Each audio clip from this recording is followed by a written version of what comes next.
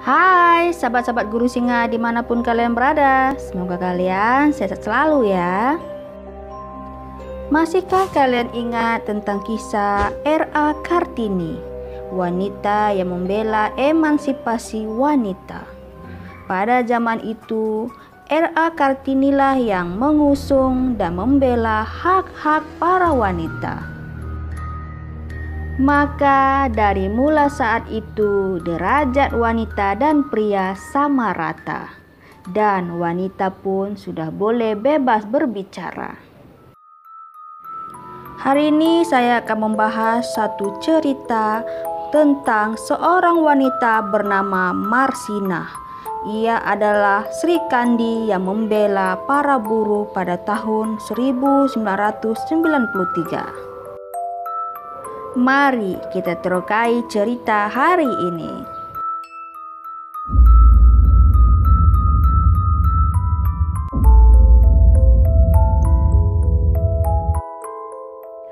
Marsina lahir di Nglundo 10 April tahun 1969 dan meninggal pada 8 Mei 1993 pada umur 24 tahun.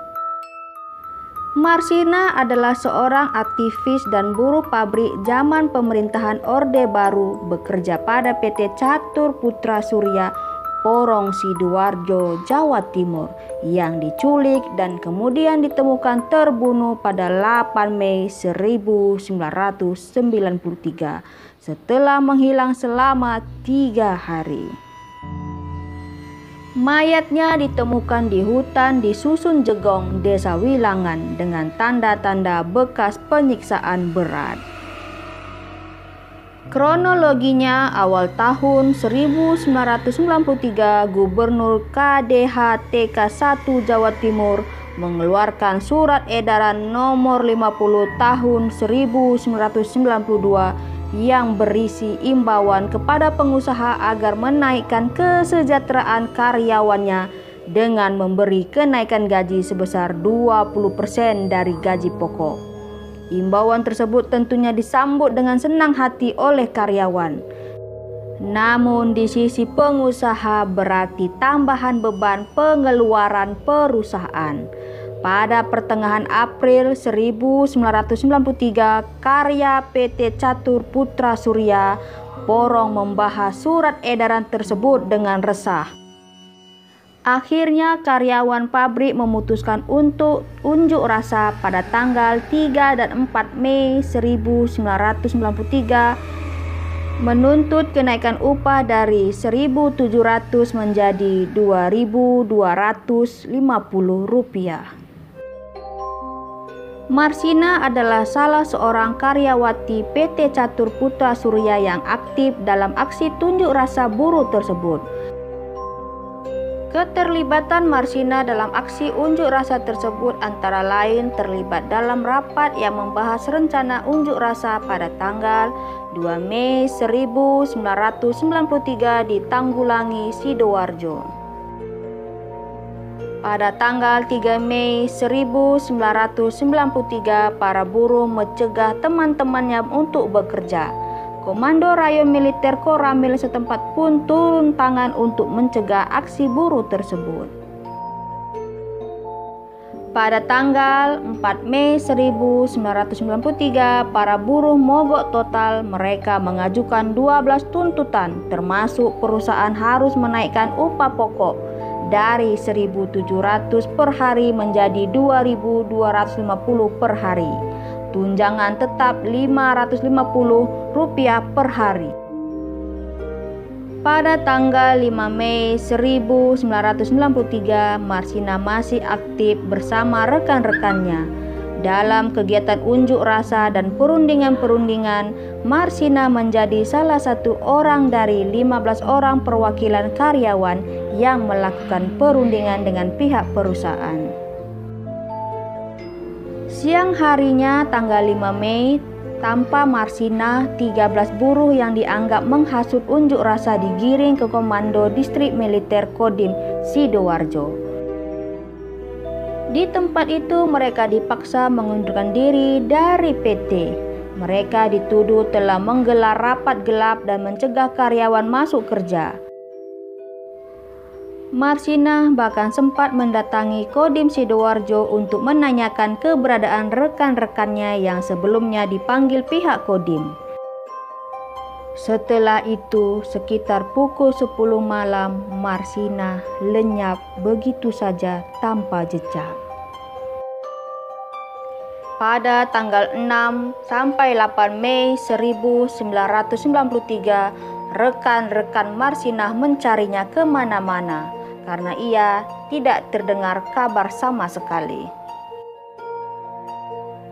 Kemudian pada tanggal 8 Mei 1993, Marsinah ditemukan dalam keadaan tewas mengenaskan di sebuah hutan di daerah Dusun Lenggong, Kecamatan Wilayah Nganjuk. Hasil visum menunjukkan ada luka memar akibat benturan benda keras dan diduga Marsinah mengalami pemerkosaan sebelum tewas. Kasus Marsinah adalah kisah tragis yang mungkin tak kunjung terungkap. Pelaku yang menghabisi perempuan penggerak kaum buruh ini pun belum diketahui hingga saat ini. Namun ceritanya pada tanggal 30 September 1993 telah dibentuk tim terpadu Jatim untuk melakukan penyelidikan dan penyidikan kasus pembunuhan Marsinah. 8 petinggi PT Catur Putra Surya ditangkap pada saat itu.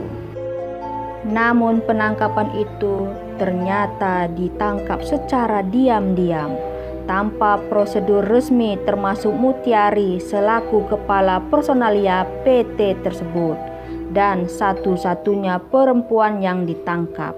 Ia mengalami siksaan fisik maupun mental selama diinterogasi di sebuah tempat itu.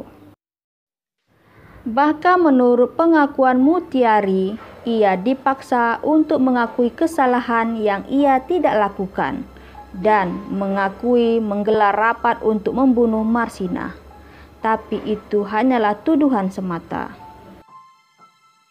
Pada masa itu, pemilik PT bernama Yudi Susanto juga termasuk salah satu yang ditangkap secara diam-diam. Setelah 18 hari kemudian, akhirnya diketahui mereka sudah mendekam di tahanan Polda Jatim dengan tuduhan terlibat pembunuhan Marsinah. Kemudian pengacara Yudi Susanto mengungkapkan adanya rekayasa oknum aparat Kodim untuk mencari kambing hitam pembunuhan Marsinah. Secara resminya, tim terpadu telah menangkap dan memeriksa 10 orang yang diduga terlibat pembunuhan terhadap Marsinah.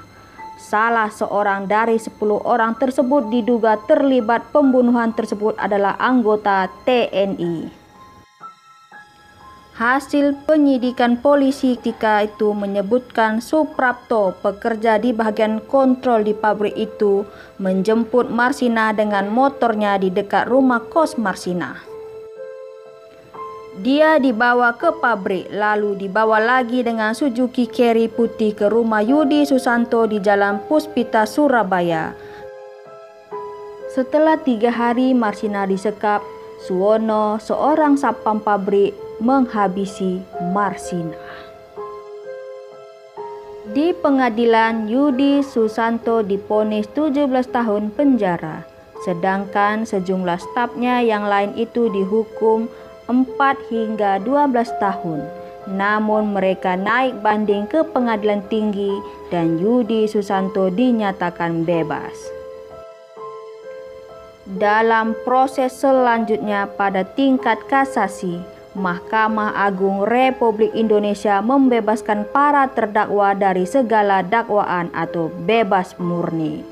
Putusan Mahkamah Agung RI tersebut setidaknya telah menimbulkan ketidakpuasan hati sejumlah pihak. Ketidakpuasan hati ini muncul ketika Mahkamah Agung menyatakan bebas kepada semua tersangka. Sejumlah penyelidik menyatakan kasus ini adalah direkayasa. Kisah Marsinah ini juga sempat diangkat menjadi sebuah film berjudul Marsinah Cry for Justice. Sungguh menyedihkan kisah Marsina ini. Ia meninggal tanpa pembelaan karena tersangkanya bebas murni. Di sini saya dapat menyimpulkan Marsina adalah korban dari pelanggaran HAM yang melibatkan orang-orang yang berduit dan orang-orang yang kuat. Hingga saat ini 20 tahun telah berlalu, namun masih banyak masyarakat yang memberikan sokongan dan dukungan kepada Marsina untuk menuntut keadilan atas kematiannya. Bagaimanakah menurut kalian tentang kasus ini? Kasus yang tidak ada keadilan di dalam perbuatan orang yang membunuh terhadap Marsina. Berikut ini adalah rekaman suara Marsina semasa hidupnya saat ia membela tuntutan para buruh. Saya ini Marsina, buruh pabrik arloji. Ini surga bukan? Jangan saya diusir ke dunia lagi. Jangan saya dikirim ke neraka itu lagi. Malaikat tak suka banyak berkata, ia sudah paham maksudnya. Apa sebaiknya menggelinding saja bagai bola sodok, bagai roda pedati. Malaikat tak suka banyak berkata, ia biarkan gerbang terbuka. Saya ini Marsina, saya tak mengenal wanita berotot yang mengepalkan tangan, yang tampangnya garang di poster-poster itu. Saya tidak pernah jadi perhatian dalam upacara, dan tidak tahu harga sebuah lencana. Malaikat tak suka banyak berkata, tapi lihat, ia seperti terluka. Bagaimana menurut kalian tentang kasus ini? Kalian boleh komen di bawah. Terima kasih.